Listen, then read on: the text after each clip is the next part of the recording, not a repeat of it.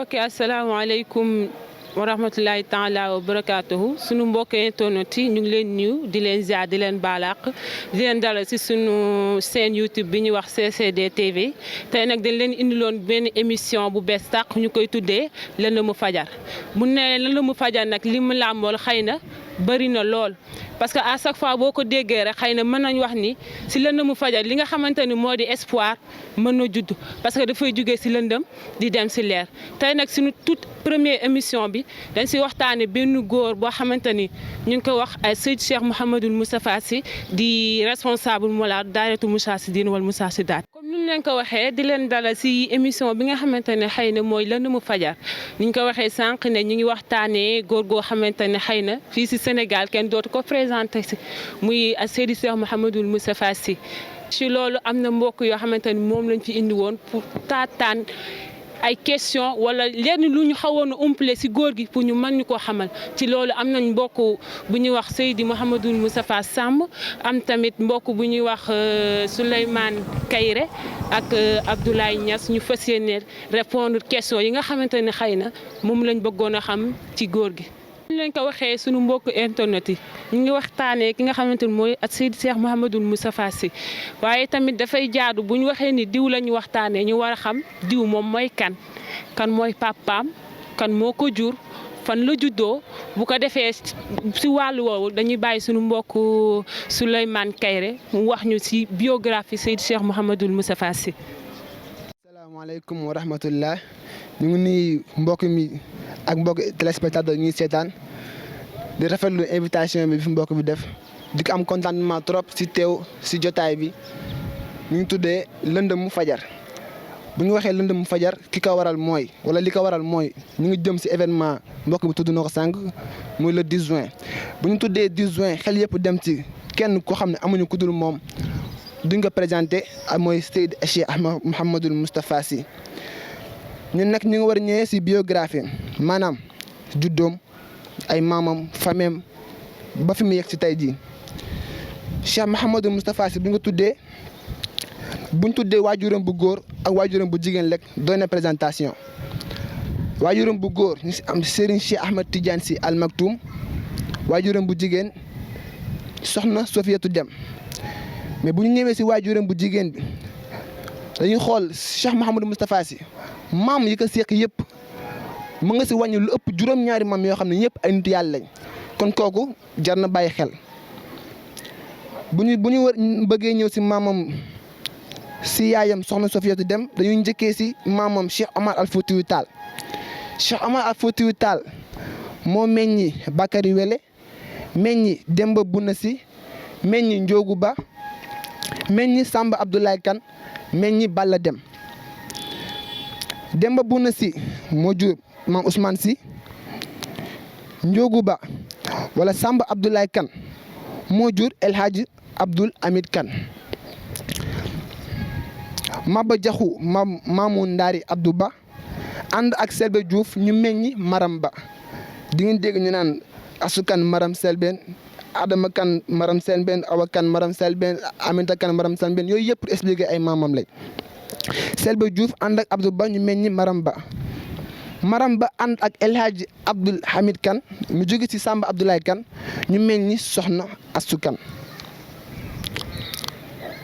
El Hadj Abdoul Hamid Kane meññi tamit Soxna Aminata Kane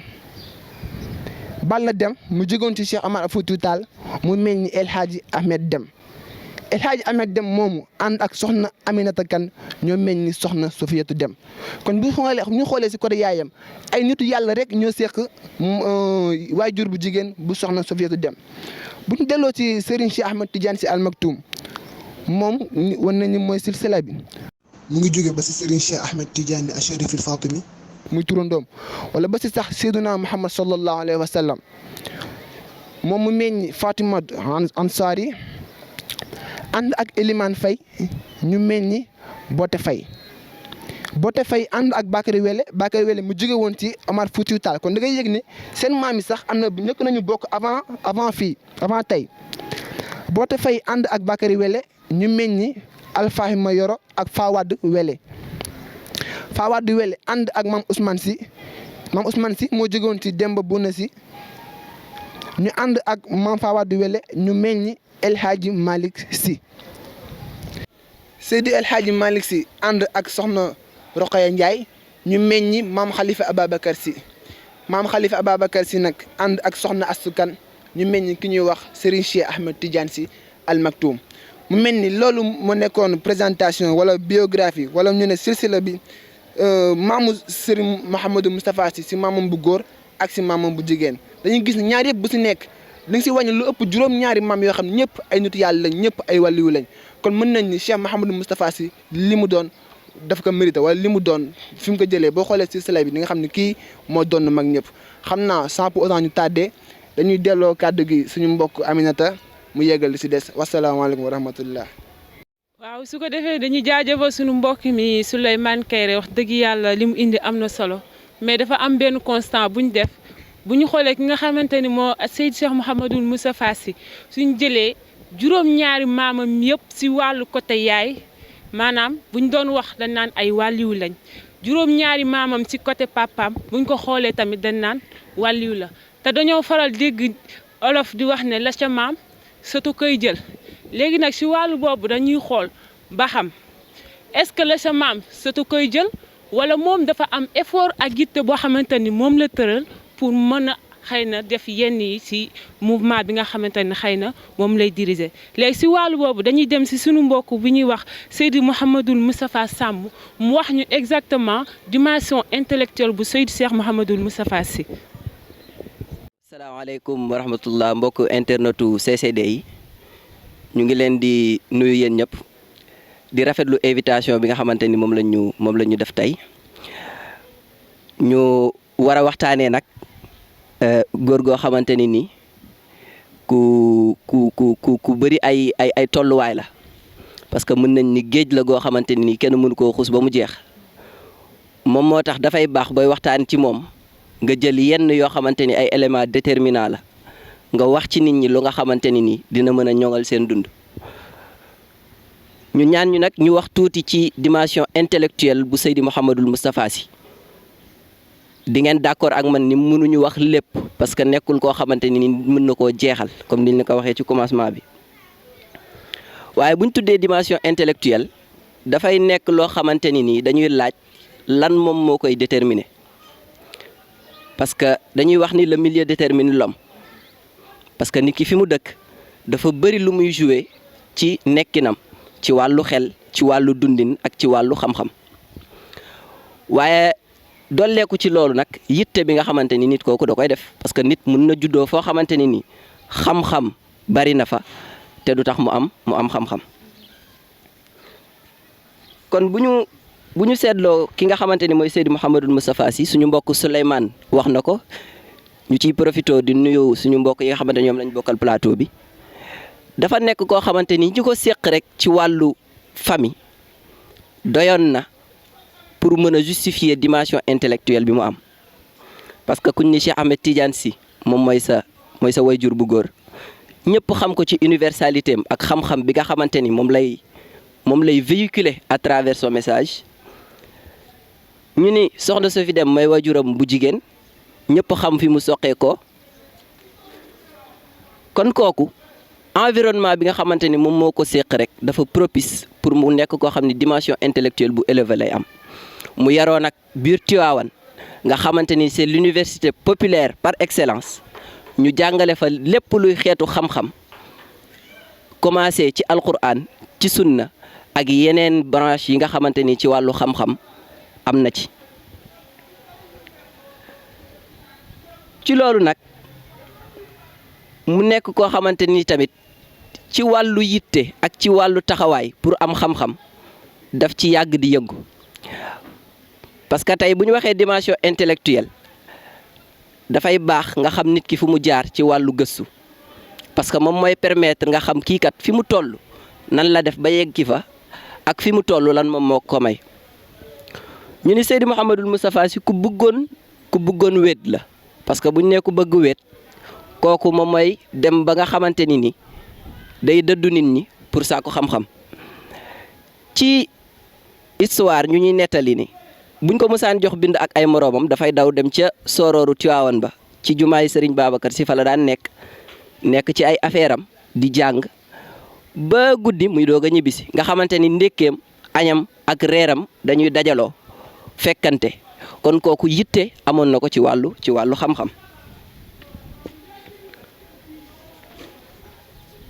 ba tey ci wàllu boobu ci wàllu dimension intellectuelle am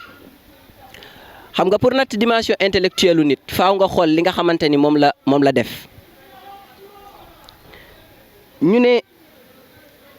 Seydi Mouhamadul Moustapha Sy bokk na ci li nga xamante ni moom mooy wane dimension intellectuelle mooy taxawaay bi mu amoon ci dimbali ndaw ñi pour ñu génn ci réer bi ñu nekkoon parce que mën nga nekk missionnaire mën nga juddoo foo xamante ni xam-xam bari na fa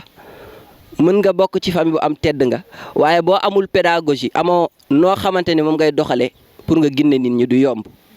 kon loolu day wane dimension intellectuelle bu nit. ñu ne ci loolu bokk na ci li mu def créé na ay association éducative pour développer ay activités culturelles di doxal tamit ay njàngale ci wàllu diine ak ci yeneen xeetu xam-xam mu nekkoon koo xamante ni day beesal waaye tamit di yeesal li nga xamante ni moom mooy xam-xam ci pénc parce que xam-xam boo koy indi da nga ko war a dëppale ak pénc moom loolu la réussir moom moo tax yamul ci enseignement traditionnel bi nga xamante ni moom la ñu miinoon bu njëkk ak ni nga xamante ni noonu lañ daan jàngee nga xam ni ci téere yi nga xamante ni moom la daara ji di joxe rek ngay yem waaye dem na ba gëstu yeneen xeetu xam-xam lu dem ci philosophie lu jëm ci wàllu littérature lu jëm ci wàllu science ba nga xamante ni képp koo xamante ni am nga doomu xam-xam boo ñëwee jàkkaarloo ak moom bu waxee nga ni eskay kon kooku dimension intellectuelle am loolu da koy wane. bu ñu ba tey ci loolu dimension intellectuelle bi lu koy wane production intellectuelle bu ñu ko waxee mooy li nga xamante ni moom la bind wala moom la wax lu toll ci 800 conférence ak ay discours Seydi Mouhamadul Moustapha Sy def na ko kon kooku xam ngeen ni du ko daw ci wàllu xam-xam te conférence boo jël wala discours boo jël mun nga cee tabax sa dund. jóge ca mu indi cadre boo xamante ni ci la nit ñi mën a évoluer pour loolu moom mu bëgg a véhiculer ci nit ñi mu yomb mu jaarale ko ci création ay section yoo xamante ni fa la nit ñi di sàkkoo xam-xam di fa def ay échange di fa joxante li nga xamante ni moom la leen tënkal ci programme. kon pour tënk rek Seydi Mouhamadul Moustapha Sy koo xamante ni dimension intellectuelle bu jéggi dayoo la am boo xamante ni nii mënuñoo sax natt fan lay tàmbalee ak fan la yam kon ci question boobu rek ñu doyloo ci loolu bu ko defee ñu delloo mbokk mi kàddu gi asalaamaaleykum wa rahmatullah. waaw su ko defee dañuy jaajëfal suñu mbokk Seydi Cheikh Mouhamadul Moustapha Sam wax dëgg yàlla li mu indi am na solo. mais si biir lu mu wax dafa am lu ma constaté ni naam wax nañ ni la sa maam sëtu koy jël mais du caagi ne tamit ki nga xamante ni mooy Seydi Cheikh Mouhamadul Moustapha Sy def na ay effort te dañoo wax ni c'est l'effort qui fait l'effort kon xëy na loolu moo ko may tey bu toogee di def ay waxtaan ñi nga xamante ni dañoo jàng si yenn domaine yi bu fa laalee mu mel ni ñoom mosu ñoo jàng ñu gis ne tamit defoon na yitte te dégg naa sa biir wax ni nga ne dafa daan isolé wu pour mën a mokkal bindam kon loolu mu nekk loo xamante ni xëy na lu am solo la surtout si jamono gi ñu nekk kon loolu foog ñu nga xamante ni ñun ñooy jeunes ñu gën see bàyyi xel wax dëgg yàlla di jaajëfal mbokk mi ci wàllu woowu ginnaaw bañ commencé si biographie bi dem nañ si li nga xamante ni mooy dimension intellectuelle bi mais tamit dañuy daal di dem xool si li nga xamante ni moo si wàllu réalisation bi parce que bu ñu dégloo suñu mbokk Seydi Sam wax na ni nekkoon na koo xamante ni ko faratal jàng la fu mu daan toll da daan gëstu di dem si sorooru jumaay Maam Babacar Sy di fa jàng donc tey dañuy dem si ki nga xamante ni mooy Abdoulaye Niass mu wax ñu exactement li nga xamante ni moom la Seydi Cheikh Mouhamadul Moustapha Sy réalisé ginnaaw ba mu defee yooyu les efforts yëpp pour acquérir connaissance bi nga xamante ni moom di wax suñu mbokk Abdoulaye Niass bismillah. asalaamaaleykum wa rahmatullah ñu ngi nuyu mbokku internautes yi ak waa CCD ci initiative bu am solo bi nga xam si ni moom la ñu organisé tey nag ñu war a waxtaanee suñu góor gu tedd gi di Seydi Mouhamadul Moustapha Sy comme ni ko mbokk yi waxee ñëw nañ ci dimension intellectuel bi ak fi nga xam ne si ni parcours am foofu la jaar ñun ñu war a ñëw ci wàllu réalisation li nga xam ni moom la réalisé xam nga Cheikh Mouhamadul Moustapha Sy amul woon benn idole bu dul Serigne Cheikh Ahmed Tidiane Sy Al Maktoum moo tax lépp lu Serigne Cheikh wax rek def na ko réalité lépp lu Serigne Cheikh wax rek def ko kàddu moom da koy def réalité loolu mooy point fort am xam nga Serigne Cheikh dafa ñëw kër jëmb en 1979 mu wax ni ndaw ñi yàlla sédd na leen fukki at buñ ci defee lu baax nag falillaahi alhamd buñ ci deful lu baax nag ñu dabaatale ko fukki ati liggéey ndax fukki ati révolte ëpp na bi kàddu bi di daanu Serigne Moustapha Sy def na ko réalité commencé créer daayira bi mi ngi ko créé en 1978 ak mbokk yi mu ko àndal commencé def structure daayira bi commencé def début tournée bi en 1979 boobu noonu bi mu defee loolu noonu en 1985 mu initié année de la femme et les colonies de vacances yi nga xam ne si ni moom la daan def pour di ci orienter nit ñi di leen ci jàngal ci 1979 boobu noonu mu def mise en place des sections maanaam section yi nga xam ne moo nekk ci Sénégal yëpp ak niveau Europe Afrique Amérique yëpp mu def implantation boobu noonu ba nga xam ne si ni seen wàllu xam-xam dina mën a jàkk en 1990 mu ñëw ci année de la femme année de l'enfant maanaam kii boobu noonu daf ko jagleel wàllu ndaw ñi loolu boo xoolee ndaw ñi rek la ko jagleel jour boobu noonu mi ngi ko marraine soxna Asiyatu Sy Cheikh soxna Asiyatu Sy Mansour ak madame Elisabeth Diouf bi nga xam ne moom moo nekkoon première dame boobu jour boobu noonu ñoom la ko marraine bi mu ñëwee 1986 mu def colonie de vacances boobu dafa def formation 30 formateurs en Libye yoo xam ne si ni ñoom ñooy moniteuru daayira bi ñu ñëwee ñoom ñoo doon joxe thèmes yi nga xam ne moom mooy jàll ci guddi àjjuma yeeg yeneen dawaayir yi waaw bi mu ñëwee 1987 ci la initié année de la femme mi ngi joxoon marraines yi Seydatuna Khadija Seydatuna Aïcha Seydatuna Fatima ak Seydatuna Mariam ak soxna Roqay Ndiaye soxna Safiyatu Ñang ak soxna Adama Aïcha soxna Kumba Ndooy ak soxna Makumba Diop ak soxna Astu Kan ñooñu la defoon marraine bi ci année boobu noonu ngeen jéggal ñu ci kàddu yi asalaamaaleykum wa rahmatullah waaw ñu ngi jaajëfal suñu mbokk Abdoulaye Niass mu mel ni bu ñu déggee ni mu antoo góor gi dafa nekk un grand stratège parce que moom bu ñuy xool indi na année de la femme indi année de l'enfant te dañoo faral di dégg ci société bi ñu ne la femme est le miroir ou reflète l'image d'une société modèle kon tamit day jaadu ne balaa dara li xew nga former ñi nga xamante ni mooy jigéen ñi beneen bi tamit nee na nit ki bi basé wu ci espoir pays bi basé wu ci espoir dañuy xool jeunesse ba nga xamante ni moo fa ne te seetlu nañu moom tamit def na année de l'enfant préparer ndaw yi pour ñu mat li nga xamante ni xëy na moom la leen réew mi di xaare ëllëg mais ginnaaw loolu dañoo bëgg a delluwaat ci suñu mbokku Souleymane mu wax ñu exactement parcours Seydi Cheikh Mouhamadoul Moustapha Sy ko defee ñu koy jox kàddu gi di ko wax bismillah. waaw xam naa foofu ñu jaajëfal mbokk mi tamit ñu ñëwaat di nuyoowaat rek fi ñu ñëwaatee mooy si parcours Cheikh Mouhamadoul Moustapha Sy si parcours aussi bu ñu seetee Cheikh Mouhamadoul Moustapha Sy fi mu jaar yëpp wala ñu ko jàngal yëpp daf ñuy delloo tamit si dimension wala si Cheikh Mouhamadoul Moustapha Sy li mu doon tey jii fu ñuy demee si maanaam ki ko njëkk a dalal maanaam ki ko jàngal alxuraan mooy ndijaayam Serigne Pape Malick Sy bam si jógee foofu mu dem si ki ñuy wax oustaz Amadou Ly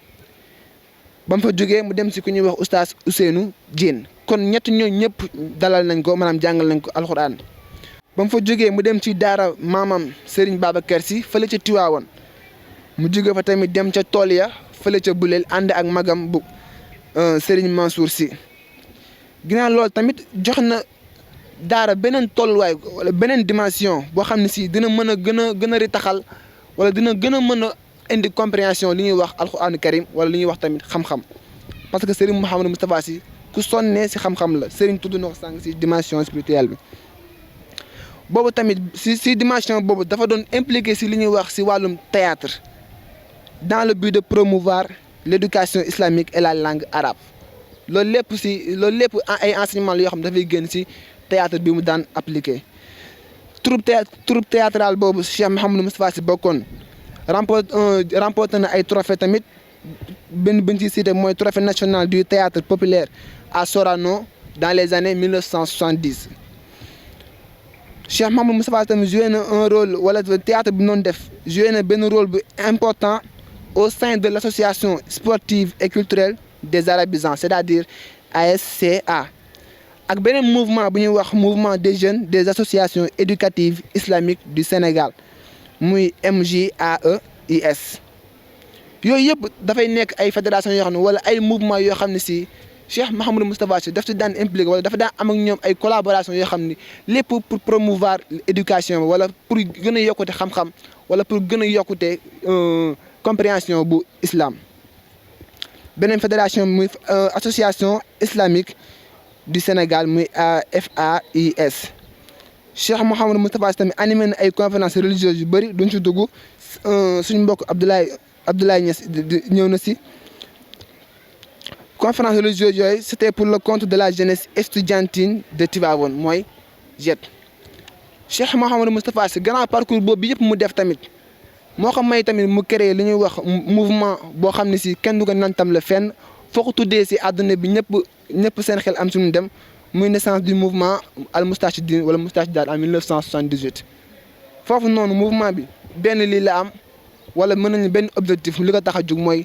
tabax nit defar doomu aadama tabax jikko defar valeur yi lépp foofu la juddoo si mouvement boobu noonu. kon loolu moo nekkoon parcours Cheikh Mouhamadou Moustapha Sy jóge si ni ko dalal ba fi mu yegg si tey jii xam naa ñu jëlawaat mbokk mi kàddu gi wasalaamaaleykum wa rahmatullah.